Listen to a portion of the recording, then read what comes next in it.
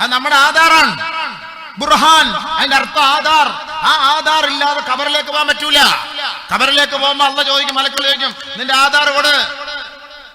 നിന്റെ ആധാർ എവിടെ? മാഫി ആധാർ. യാ അല്ലാഹ്, യാ ആധാർ എടുത്തില്ല അല്ലാഹ്, യാ ആധാർ എടുത്തില്ല അല്ലാഹ്. ആ ആധാറിന് വേണ്ടിയിട്ടാണ് എല്ലാ ദിവസവും വിളിക്കുന്ന പള്ളിയിൽ. നിങ്ങൾ ആധാർ എടുക്കാത്തവർക്ക് എടുക്കണം, സമയം തീരാറായി, സമയം തീരാറായി, 31-ാം തീയതി സമയം തീരും. നിന്റെ സമയം തീരുന്നതിന് മുമ്പ് നീ ആധാർ എടുക്കണോ, ആധാർ എടുക്കണോ, ആധാർ എടുക്കണോ എന്നൊക്കെ പറഞ്ഞ് പള്ളിയിൽ വിളിക്കുന്നത് കേട്ടില്ലേ? പക്ഷെ എന്നിട്ട് നമ്മൾ ആധാർ എടുത്തോ? എടുത്തിട്ടില്ല. പോയില്ലേ സംഭവം? എന്താ തെളിവ്? യാ അയ്യുഹല്ലദീന ആമനൂ لا تلهكم أموالكم ولا أولادكم عن ذكر الله ومن يفعل ذلك فأولئك هم الخاسرون وانفقوا مما رزقناكم من قبل أن يأتي أحدكم الموت فيقول رب لولا أخرتني إلى أجل قريب فأصدق وأكن من الصالحين. ആധാർ എടുക്കാൻ വേണ്ടി അള്ളാഹുവിന്റെ പള്ളിയുടെ മിനാരങ്ങളിൽ നിന്ന് ദിവസവും 5 പ്രാവശ്യം വിളിച്ചു പറയുമ്പോ ആധാർ എടുക്കാതെ കേവലം ചെവിക്കൊള്ളാതെ നടക്കുന്ന യുവത്വമേ, യുവതികളെ, ഒരിക്കൽ നിങ്ങളുടെ കണ്ണടഞ്ഞു പോകും, ശ്വാസം നിലച്ചു പോകും, കൈകാലുകളുടെ സ്വാധീനം നഷ്ടപ്പെട്ടു പോകും, അനങ്ങാൻ കഴിയില്ല, ചലിക്കാൻ കഴിയില്ല, കണ്ണു തുറക്കാൻ കഴിയില്ല, നാവ് ചലിപ്പിക്കാൻ കഴിയില്ല. അങ്ങോട്ട് തിരിച്ചിട്ടാൽ അങ്ങനെ കിടക്കും, ഇങ്ങോട്ട് തിരിച്ചിട്ടാൽ അങ്ങനെ കിടക്കും, മറിച്ചിട്ടാൽ കമഴ്ന്നു കിടക്കും, മലർത്തിയിട്ടാലും മലർന്നു കിടക്കും. ആര് വന്നെടുത്താലും തള്ളിയാലും കുത്തിയാലും ഒരു അനക്കവുമില്ല, പ്രതികരണവുമില്ല.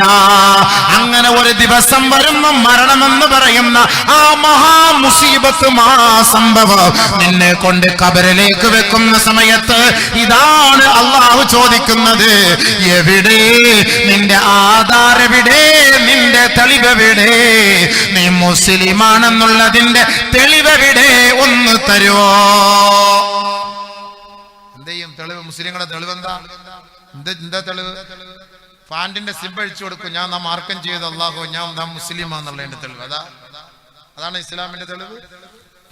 മാർക്കം ചെയ്ത് സുന്നത്ത് കല്യാണം ചെയ്ത് കൊടുത്തെന്നാണ് എന്റെ തെളിവ്. സുന്നത്ത് അവൻ ചെയ്തിട്ടുണ്ടെങ്കിൽ അവന്റെ ഉത്തരവാദിത്വം നിസ്കാരം നിലനിർത്തണം എന്നുള്ളതാണ്. നിസ്കാരം നിലനിർത്തണമെന്നുള്ളതല്ലേ?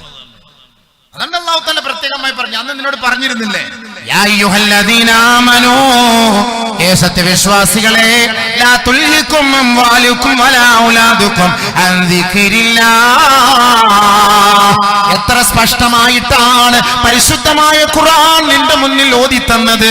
എന്താണ് അതിന്റെ അർത്ഥം? എത്ര കച്ചവടമുണ്ടായാലും, എത്ര തിരക്കുണ്ടായാലും, എത്ര ബിസി ഉണ്ടായാലും, എത്ര കണക്ക് തീർക്കാനുണ്ടായിരുന്നാലും, എത്ര കൊടുക്കൽ വാങ്ങലുകളും ഇടപാടുകൾ ഉണ്ടായിരുന്നാലും, അല്ലാഹുവിന്റെ ദിക്റിനെ തൊട്ട് നിങ്ങളെ വിസ്മരിപ്പിക്കാതിരിക്കട്ടെ.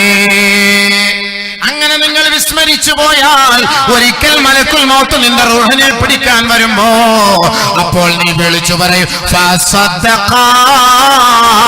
ഞാൻ സദഖ ചെയ്യാമല്ലാ, സദഖ ചെയ്യാമല്ലാ. വെറുതെ ഞാൻ 100 കോടിയുടെ ആസ്തി ഉണ്ടാക്കിയിട്ടാണ് ഞാൻ വന്നത് പടച്ചവനെ. ആ കോടിക്കണക്കിന് രൂപ എന്റെ മക്കളെ തിന്നു മുടിക്കുമല്ല, എന്റെ കുടുംബക്കാരെ തിന്നു മുടിക്കും പടച്ചവനെ. ഈ ഖബറിന്റെ ഉള്ളിൽ എനിക്ക് വേണ്ടി സഹായിക്കാൻ ആരുമില്ല അല്ലാഹ്. ലൗലാ അഖർതനീ ഇലാ അജലിൻ ഖരീബ്, ഒരു തുച്ഛമായ സമയം മാത്രം നീ എനിക്ക് നൽകിയാൽ ഫസദഖ, എന്റെ ജാഗ മുഴുവനും ഞാൻ എഴുതി നിനക്ക് നൽകാൻ പടച്ചവനെ. വഅകും മിനസ് സാലിഹീൻ, സുഹൃതവാന്മാരിൽ ഞാൻ പെട്ടുകൊള്ളാം നാഥാ. ഒരശ്ലീലങ്ങളോ ഒരു ദുഷിച്ച സ്വഭാവത്തിനോ കൂട്ടുനിൽക്കാൻ പടച്ചവനെ.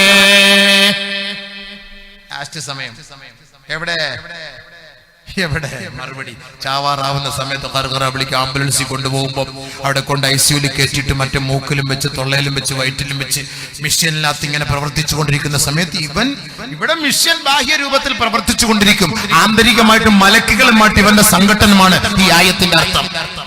മലക്കുകളുമായി ഇവന്റെ സംഘടനമാണ്. അവൻ ഗർഗറ വിളിക്കുകയാണ്, കോടിക്കണക്കിന് ആസ്തിയുണ്ട് പടച്ചവനെ. അന്ന് ചോദിച്ചപ്പോൾ ഞാൻ പിശുക്കനായിരുന്നു, ലുബ്ധനായിരുന്നു, കൊടുത്തിരുന്നില്ല. ഇപ്പോഴാണ് ഈ മലക്കുകളുടെ രൂപം കണ്ടപ്പോ, ആഖിറം കണ്ടപ്പോ, ഖബർ കണ്ടപ്പോ എനിക്കിപ്പോ മനസ്സിലാവുന്നു കൊടുത്താൽ കൊള്ളാമെന്ന്. യാ അല്ലാഹ് പ്ലീസ് പടച്ചവനെ, ഞാൻ എന്റെ മുഴുവൻ സമ്പത്തും അല്ലാഹുവിന്റെ മാർഗ്ഗത്തിൽ ഞാൻ എഴുതി തള്ളാം. അല്ലാഹ് പ്ലീസ്, യാ അല്ലാഹ് പ്ലീസ്. لا يؤخر الله نفسا إذا جاء أجلها والله خبير بما تعملون. സമയമെത്തിയോ അജലെത്തിയോ ഒരൽപ്പം പോലും അല്ലാഹു മുന്തിക്കുകയില്ല, പിന്തിക്കുകയില്ല. അല്ലാഹു ഭൗതികമായ ലോകത്ത് നിനക്ക് തന്ന സമയം മുഴുവനും നീ റബ്ബിന് വേണ്ടി മാറ്റിവെക്കണേ. അങ്ങനെ വെച്ചാൽ ആ ഖബറിൽ നിനക്ക് ഒരു തണലും ഒരു സമാധാനവും ഒരു സന്തോഷവുമായി ഈ നന്മകൾ ഓടിയെത്തുമത്രേ. അതുകൊണ്ടാണ് ഫൈൻ കാന മുഅ്മിന, ഒരു സാലിഹായ മനുഷ്യനാണ് മരിച്ചു ഖബറിൽ പോയതെങ്കിൽ കാനത്തി സ്വലാത്തു ഫൗഖ റഅസിഹി, അവന്റെ നമസ്കാരം അവന്റെ തലയ്ക്ക് മീതെ വന്നു നിൽക്കുമത്രേ. ഫയൂതൽ മലക്കു അൻ റഅസിഹി, അവന്റെ തലയുടെ ഭാഗത്തുകൂടി മാലാഖമാര് കടന്നു വരികയാണ്. ഫതഖൂലു സലാ, മലക്കുകളെ ദണ്ഡുമായി ഈ മനുഷ്യനെ ചോദിക്കാൻ വേണ്ടി വരുമ്പോ ഫതഖൂലു സലാ, നമസ്കാരം പറയുകയാ. മാ ഖിബലി മദ്ഖൽ, മാ ഖിബലി മദ്ഖൽ, ഞങ്ങളുടെ ഭാഗത്തുകൂടി ഈ മനുഷ്യനെ ചോദിക്കാൻ ഞങ്ങൾ അനുവദിക്കുകയില്ല. സമരം സമരം ഇവിടെ മാത്രമല്ല, വയൽക്കളി സമരം. ഇതിലെ കൂടെ ബൈപ്പാസ് പാടില്ല, റോഡ് പാടില്ല, ഇവിടെ സമരം ഉണ്ടാക്കാം. എൻഡോസൾഫാനെതിരെ സമരം ഉണ്ടാക്കാം. നമുക്കിവിടെ പല പല പ്രശ്നങ്ങൾക്കെതിരെ നമുക്ക് സമരം ഉണ്ടാക്കാം. പക്ഷേ ആ സമരമെല്ലാം ഭൗതികമായ ലോകത്താണ്. എന്നാൽ നമുക്ക് വേണ്ടി സമരം ചെയ്യുന്ന ഒരു വിഭാഗമുണ്ട്. നമുക്ക് വേണ്ടി ഖബറിൽ സമരം ചെയ്യുന്ന കുറെ ആളുകളുണ്ട്, കുറെ നന്മകളുണ്ട് നമ്മെ സംരക്ഷിക്കാൻ. അതാണല്ലോ ഈ സമരം എന്ന് പറയുന്നതാണല്ലോ. എൻഡോസൾഫാനിൽ ഇരയായവരെ സഹായിക്കണം, അവരെ സഹായിക്കാനാണ് ഈ സമരം. വയലുകളെ നികത്താൻ പാടില്ല, അതാണ് വയൽക്കളി സമരം. അങ്ങനെ ഓരോരോ സമരങ്ങളൊക്കെ നമ്മുടെ നാട്ടിൽ വരുത്തുന്നുണ്ട്. കാരണം എന്താണ്? അവരെ സംരക്ഷിക്കാനാണ്, ആ വയലിനെ സംരക്ഷിക്കാൻ, ഈ പാവപ്പെട്ടവരെ സംരക്ഷിക്കാൻ. അതേപോലെ ഒരു മയ്യത്തിനെ സംരക്ഷിക്കാൻ, ഒരു മയ്യത്തിനെ സഹായിക്കാൻ എന്താണ് പരിഹാരം? അതാണ് ഈ പറയുന്നത്. ഖബറിൽ, മണ്ണറകളിൽ,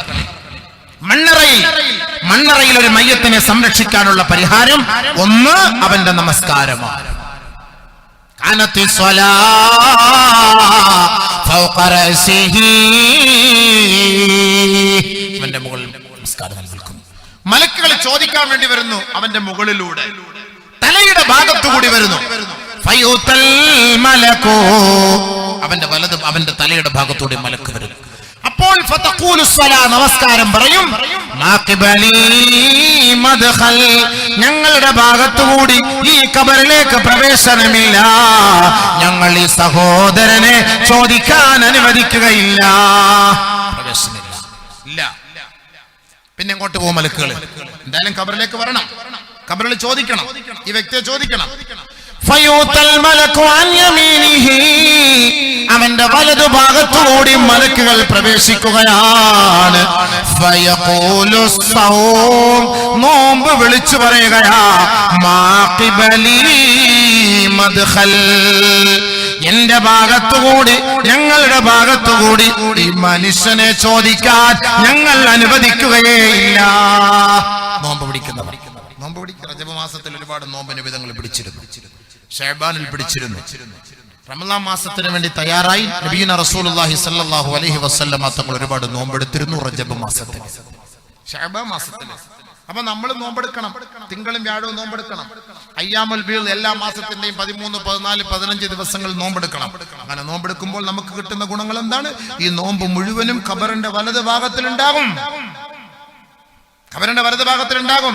എല്ലാവരും പോകട്ടെ, എല്ലാവരും പോകട്ടെ, മാഫി മുഷ്കിൽ, ഒരു പ്രശ്നവുമില്ല. മണ്ണറയിൽ നമുക്ക് സമാധാനം, മണ്ണറയിൽ നമുക്ക് സന്തോഷം ഉണ്ടാകണം. അതാണ് വലത് ഭാഗത്ത്, ഖബറിന്റെ വലത് ഭാഗത്ത് നമ്മുടെ നോമ്പുകൾ ഉണ്ടാകും. അബൂ ഹുറൈറ റളിയല്ലാഹു തആല റിപ്പോർട്ട് ചെയ്യുന്ന ഹദീസാണ്. അപ്പൊ മലക്കൾ വലത് ഭാഗത്തുകൂടി കയറി വരും. സമരം ഇല്ല. ഇവിടെ ഈ സഹോദരന്റെ പരിസരത്ത് കൂടി ഞങ്ങൾ പാലം പണിയാനോ ഞങ്ങൾ ഹൈവേ ഉണ്ടാക്കാനോ ഞങ്ങൾ സമ്മതിക്കൂല. എല്ലാ നോമ്പും അവിടെ യുദ്ധം ചെയ്യാണ്. മലക്കളെ അങ്ങോട്ട് കയറ്റുകയില്ല. പിന്നെ മലക്കൾ എന്ത് ചെയ്യും?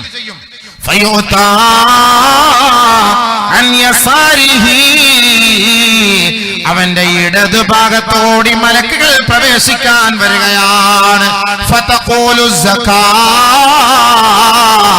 അവൻ സാധുക്കൾക്ക് വേണ്ടി മാറ്റിവെച്ച സകാത്തിന്റെ വിഹിതമുണ്ടല്ലോ, ആ സകാത്ത് വിളിച്ചു പറയും അത്രേ, മാ ഖിബലി മദ്ഖൽ, എന്റെ ഭാഗത്തോടി, ഞങ്ങളുടെ ഭാഗത്തുകൂടി ഈ മനുഷ്യനെ ചോദിക്കാൻ ഞങ്ങൾ അനുവദിക്കുകയില്ല.